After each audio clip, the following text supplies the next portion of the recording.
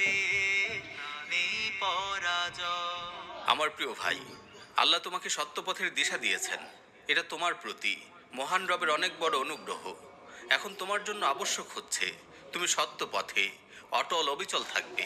কেননা এই পথে তোমার সামনে অনেক বাধা বিপত্তি আসবে। তোমাকে পার হতে হবে বহু প্রতিকূলতার পাহাড়।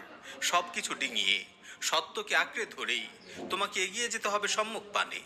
জেনে রেখো, আন্না তারিকাল হাক্কি তাওয়িল, লা ইউহাসিবুকা আল্লাহু আলা আদামি বুলুগিল গায়া, ইন্নামা ইউহাসিবুকা আল্লাহু আলা আদামি الثبات عليه فالمطلوب هو الاستقامة والسير في الطريق الصحيح وليس بالضرورة الوصول إلى النهاية فالمهم هو الاستمرار والتمسك بالحق। নিশ্চয়ই সত্যের পথ অনেক দীর্ঘ। আল্লাহ তোমার কাছে এর গন্তব্যে পৌঁছতে না পারার হিসাব নেবেন না, তবে সত্য পথে তোমার অটল অবিচল না থাকার হিসাব অবশ্যই তিনি নেবেন। সুতরাং সত্যের উপর অবিচলতাই কাম্য। সঠিক পথেই তোমাকে চলতে হবে। এর শেষ প্রান্তে পৌঁছা জরুরি নয়, বস্তুত গুরুত্বপূর্ণ হলো ধারাবাহিকতা রক্ষা করা ও সত্যকে আঁকড়ে ধরা। প্রিয় ভাই, সত্য পথে তোমার প্রচেষ্টার ফলাফল একদিন সুনিশ্চিত আসবে।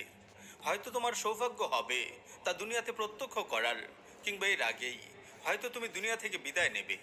ফলাফল কেমন হবে, কখন হবে, এটা তোমার দেখার বিষয় না। তোমার কাজ সত্য পথে অটল অবিচল থেকে দিনই কর্তব্যগুলো যথাযথভাবে পালন করা।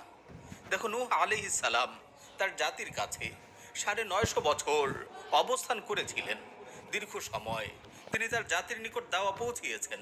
তিনি তাদের দাওয়া দিয়েছেন দিনে রাতে, গোপনে প্রকাশ্যে, বিভিন্নভাবে।